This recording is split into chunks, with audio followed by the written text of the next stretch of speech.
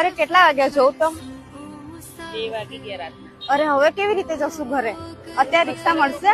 અરે મારા ફોનમાં બી કેટલા બધા મિસ કોલ છે.